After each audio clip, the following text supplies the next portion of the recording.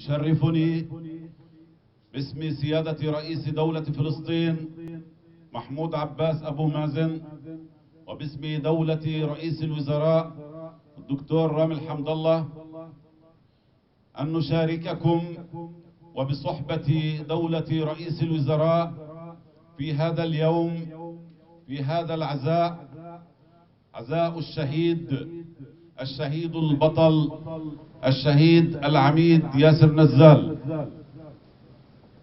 هذا الشهيد الذي التحق بالثورة الفلسطينية العملاقة منذ نعومة أظفاره، وقد ناضل بكل أشكال النضال الوطني، وشارك بكل الفعاليات الوطنية والكفاحية من أجل هذا الوطن ومن أجل هذا الشعب الفلسطيني الصامد المرابط على أرضه، من أجل إقامة الدولة الفلسطينية المستقلة وعاصمتها القدس الشريف التي ضحى من أجلها آلاف الشهداء.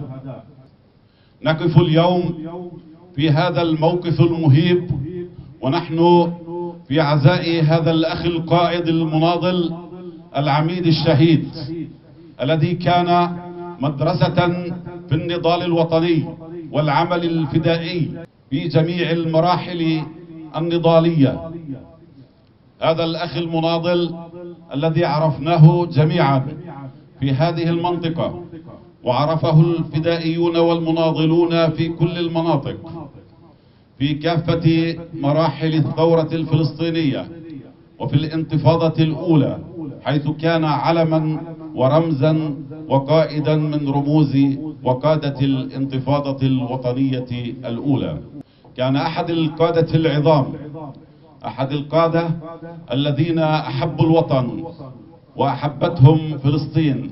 كان عاشقا للأرض والثرى، كان من سدنة الحرية، من حراس المسيرة النضالية، من حراس الذاكرة الوطنية الفلسطينية. هذا الأخ المناضل كان رمزا ونموذجا في النضال والكفاح من أجل فلسطين، من أجل حرية هذا الشعب، وكان في كل المواقف النضالية يخوض النضال والصمود بكافة أشكاله من أجل نصرة أهله، شعب فلسطين الذي يناضل ويتصدى للجرائم التي يرتكبها الاحتلال الإسرائيلي في كل يوم.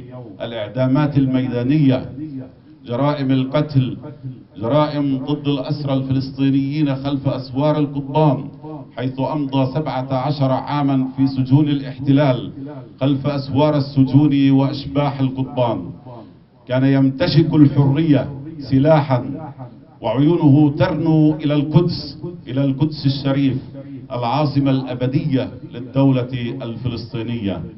إنه يشرفنا باسم الحكومة الفلسطينية وباسم رئيس دولة فلسطين أن نشارككم في هذا المصاب، وأن نتقدم لكم بأحر العزاء وأصدق مشاعر المواساة.